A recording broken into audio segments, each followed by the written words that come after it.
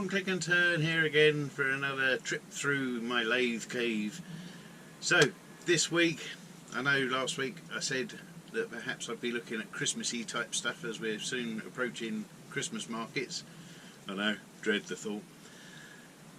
But anyway, so here we are. I thought perhaps I'm going to take a step into pen turning world. Never tried it before. I have watched a dozen or so videos on it though, so without tuition, other than the University of YouTube, yeah, so without tuition I thought I'd give it a crack. I've bought some bits and pieces, as you can see, second-hand kit, because if I can't do it, or don't like it, or my pens look rubbish, I haven't lost a great deal of money. So what with all the different collets and widgets and fandango-y things, I'll get on with it and see what I can conjure up. Fingers crossed. Oh, here's a side of my lathe cave that you rarely see on video. I've got all my bits and pieces laid out. I've got all these different shapes of spacers. I can't remember what you call them now. It's all left the top of my head. It's a bit like I know what they do. It's just the name eludes me right now. I'm going to call them collet for the moment. I've got myself here the pen turning mandrel with 2MT to suit my lathe. I've got myself here a bunch of well, once again, can't remember what it's called, but I know what it means, what it does.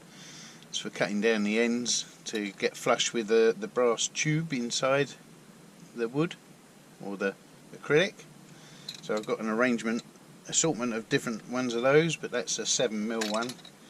This is a 7mm shaft on the mandrel, so that's the kiddo for that one. Some CA turning sort of disposable non-sticky ends so that I don't glue my pen to the collets. I will find out what the right name is. I have a whole bunch of 7mm pen kits that came with it. A load of soapstones. I'm not entirely sure I know what I'm going to do with those. Presumably it's for detailing and all that kind of stuff, but let's keep it simple, eh? Got a whole pad of a whole bunch of different spongy wet and dry, that's what I'm trying to think of. I have some wooden pen blanks, purple heart, mango, a very dark one that looks a bit like, oh, it's not what I thought. It looks like it says Wanger or something like that on it. No. He's got a Wanger. Mahogany und Jatoba. Also, I've got a few resiny sort of ones, acrylics or whatever you call them. So that was my kit. Quite comprehensive. Oh, and a press as well.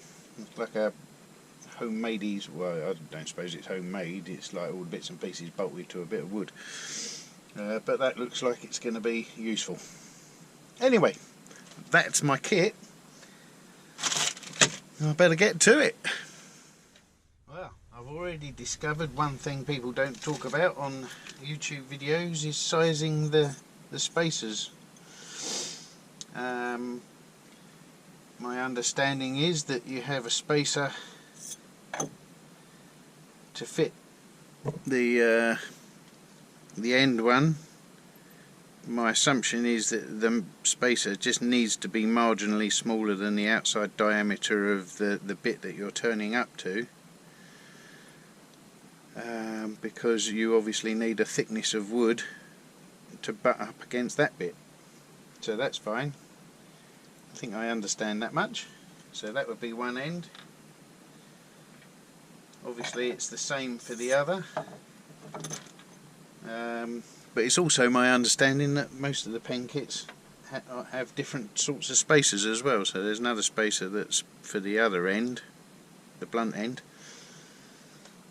which is also fine. But the middle ring, this chap, I presume once again it's the same. So you need that in the middle, which also needs to be marginally smaller than the outside diameter of this thing. Yeah, thanks University of YouTube for missing that bit out. I didn't quite understand it, but you know, nothing ventured, nothing gained. Excuse me. On this kit, it appears the brass tubes are the same size, so that's handy. I don't need confusion on my first go, so that makes less confusion. I'm happy with that. Well, I've chosen this one randomly as my first job. Jatoba. Looks a bit tiki. But anyway, there we are. So, well, at least I've got the camera in the right place. Apparently, it will be very apparent sooner or later that we need to measure out with a little bit of an overhang. I don't know how much. That much. And that much of an overhang. So we got about a millimetre or two either side of the brass tube for when I drill a hole and press it in. So I guess cutting is the next thing. I'm not going to film that because everyone knows what cutting lump of wood looks like. Ta-da! Do you know what I didn't do? I didn't match up the grain. But I can do that now, because it is blatantly obvious to me. There we are. Now I know. Whew. So apparently I need to cut a little dimple into the thing, just so that my drill bit's got somewhere to go into.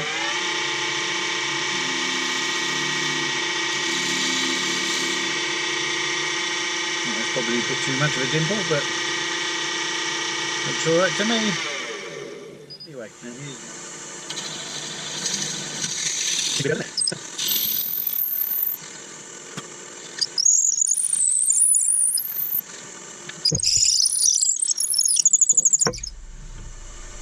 we are, we've broken through. When I say broken through, I didn't mean breakthrough. It's actually cut through nice and cleanly, which is a nice thing to have. Doo-doo. So there we are. We have ourselves neatly drilled holes. Well, I know the next bit's messy, so I'm going to stick on the old gloves. I'm not going to do a nix-o-metty and have a slappy noise as I pull on the gloves. It's a bit of a trademark for him, isn't it? Anyway, now we're all gloved up. Let's adjust the camera angle a little bit. Sorry for the noise. Now then, this is what I understand. If they're plain brass tubes, we need to give them a bit of a roughing up, because obviously we need something for the CA to adhere to, or have a stand a chance of gripping onto it.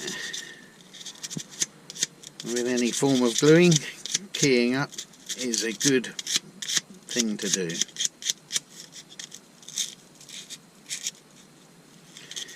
Not just up and down, but you need to go sideways as well, so you have a bit of a cross pattern, because the tube might slide one way or around, so the more you minimise that, the better.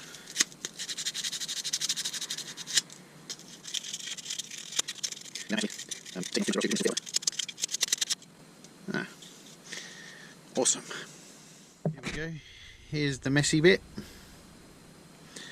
I'm using mitre CA because it's nice and thick and sticks like the proverbial, I'm not going to say the phrase, you all know.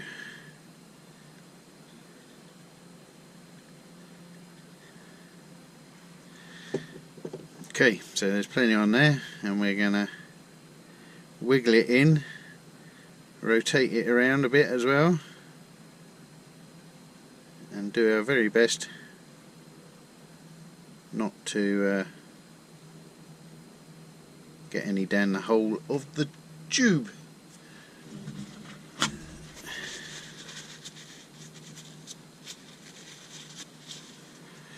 Now, some people say use activator. I'm not a fan of activator, but as it's going to be on the inside of the tube, let's give it a wee squirt. Obviously not whilst that's in the way, because you just set the hole up.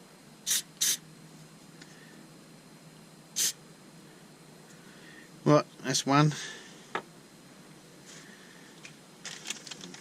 Splodge up the other one.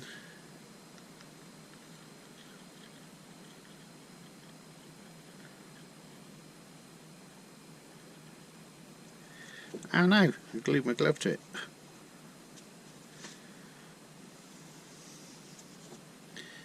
Here's the wood.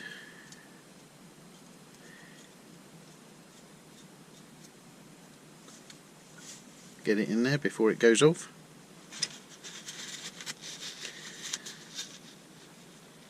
Thing's gone off.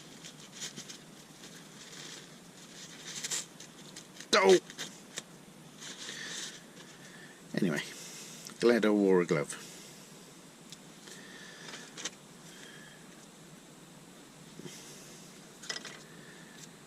I think we're looking alright. It went off rather quicker than I thought it might, but that's the nature of mitre glue. Hurrah!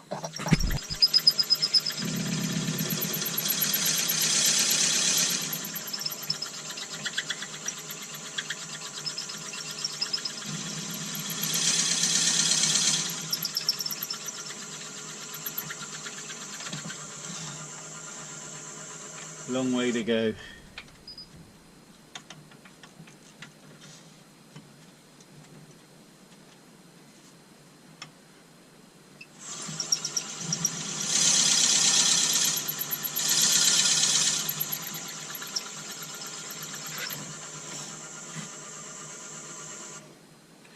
There we are. Awesome. Okay, well, I did have rather a lot of overhang on there. I could neaten that up. Might as well do it on the mandrel. Anyway, here we go. So let's make sure we got our thing on the floor. Got our things the right way round. That can go on there. Chunky one for the middle bit of the pen on there. That can go on there. Do you know what I didn't do? I didn't think about that grain lining up. Well, this is my exploratory inaugural outing into the world of pen turning. Shall remember that for next time. Can't get me early nut on.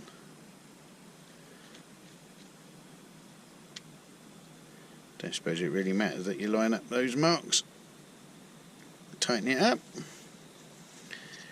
And I have a locking nut as well. I don't quite know if that's totally necessary, but one mandrel with wood on. Well, I'm glad that fit.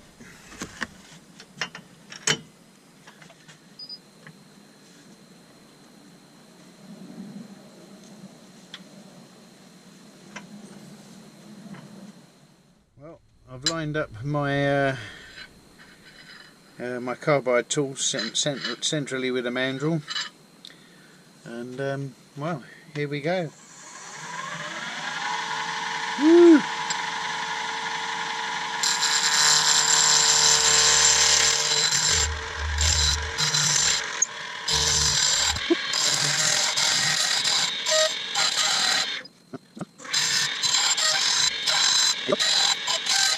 noisy.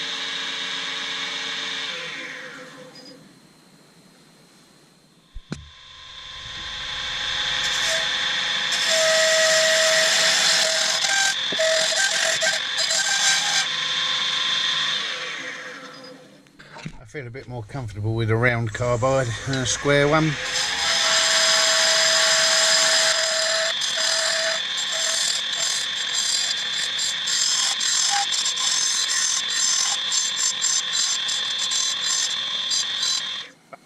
Wow. So from my understanding is that I need to leave a little bit of room there for sanding. I'm not quite entirely sure how much room. I'm going to take a little bit more off, but not too much.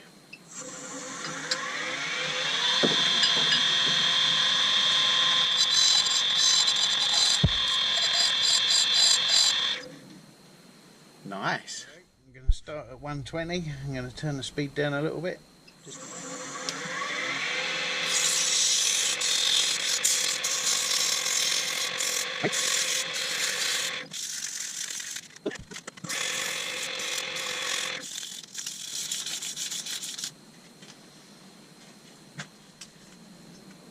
I'm just going to sloosh a bit of alcohol on it just to clean the grain out a bit.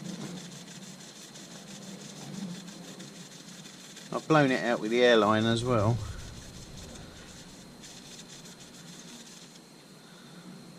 There. That don't look too bad, does it? So for CAing, holy cats, that's gone tight. No wonder it's knurled.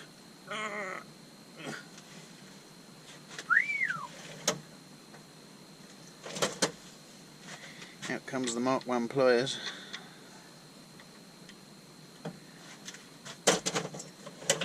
Is that usual? I don't know. Comment below. In fact, if you've got any comments, points, or anything that's constructive, please let me know. So I've seen these on the internet, which are nylon super gluey things, which are non-stick. These apparently seem to be the way to go, so I think I'm going to do that. Stand by, I shall change them over. Alright, well, apparently you need a thin CA to start the game off with.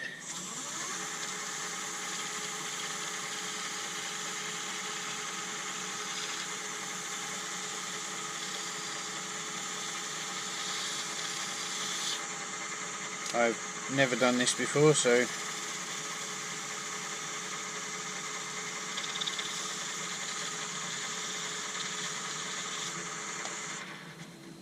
I have little idea whether I'm doing that right or not. So now I've got the sun bursting through, which is not a bad thing, but it's terrible for filming. So anyway, several layers of thick CA. I've no idea how fast. That seems too fast. Anyway, here goes nothing.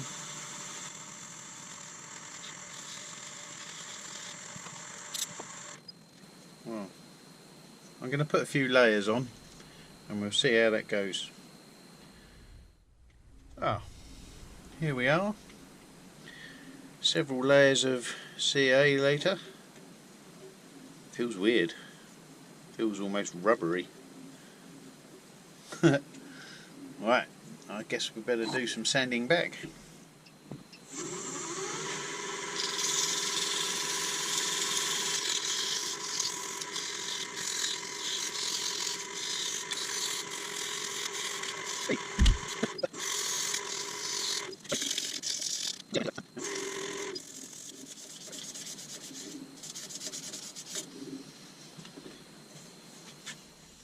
Righto, well, apparently we're down to wet sanding now, so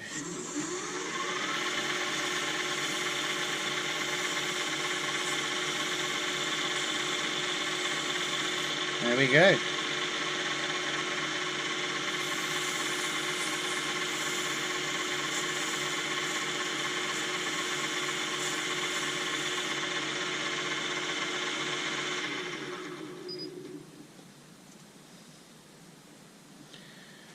Oh, it's already looking quite funky.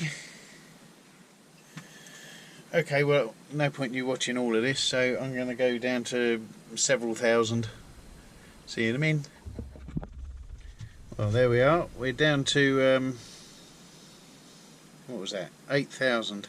I think it's time for a little bit of polish. So what I have left over from years gone by is some automotive G3 compound. So if it's fine enough for, oh my god, that was way too much. If it's fine enough for the likes of expensive cars like BMW paintwork and so forth, then this should be fine. But it does burn, so you need to put a little bit of water on it every now and again just to do its thing.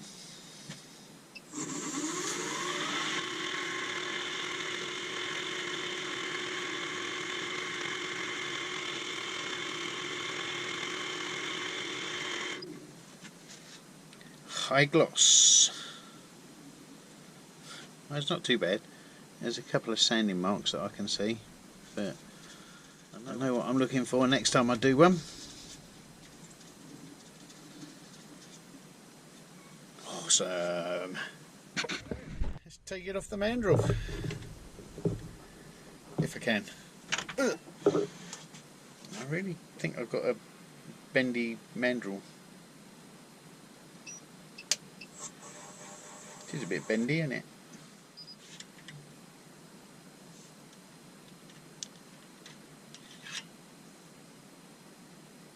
So lumps of super glue at the end,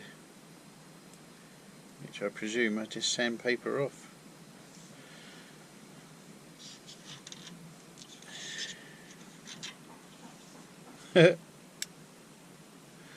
Yeah, well, I thought I'd use the end trimmer rather than sanding it. I don't know if that's cheating. Is there such a thing as cheating? Anyway, that seemed to work alright. Righto, ladies and gentlemen. All I've got to do is remember which way round it went. Like that. Right, well, this is the bit I'm nervous about. Don't know why I should be nervous. Oh, that was easy. And do you know what? There's too much of an overhang there. So, lesson number 1, I can go down further. Okay, well, you know, you live and learn.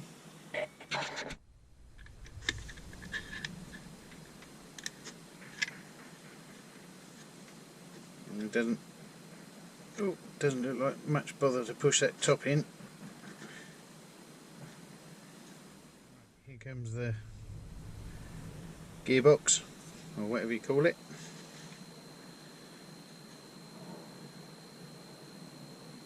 Up to the line, they say. Ah.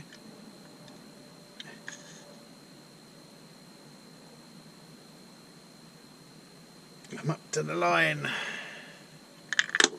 Ugh.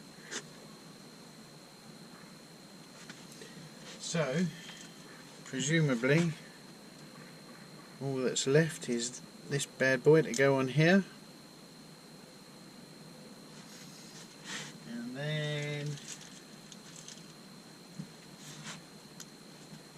the pen thing. Insert, presumably you call that. It goes in and out, so that's a win. And then to complete the ensemble, ah, look at that. I know, I've got some I've got some things to sort out on my next time round. Like I can cut it thinner at the top and cut it thinner at the bottom. But that's my first pen. Well, that was a bit of a trial, wasn't it? But anyway, that was my first time turning a pen, so thanks very much for sticking with me if you got this far. I know it probably didn't make the most interesting of viewing, but those of you wanting to start out turning pens, hopefully the issues that I found may help you in your little journey. The J word, the journey. So here it is. Yeah, kind of pleased with that. Let me move a bit closer so you can see. I'm quite pleased with that. It could have been an awful lot worse, but other than that overhang there and that bit of thickness at the top there as well, I reckon next time round it will be better. Anyway, there you go. Happy days. Well, thanks for once again viewing this. If you like and subscribe, that would be great. If you don't, then fine, tune in another time and see what else I have to offer. But I'll do some more pen practicing just so that I can refine my findings and hopefully make some better pens. Yeah, so happy days. Toodaloo, see you soon.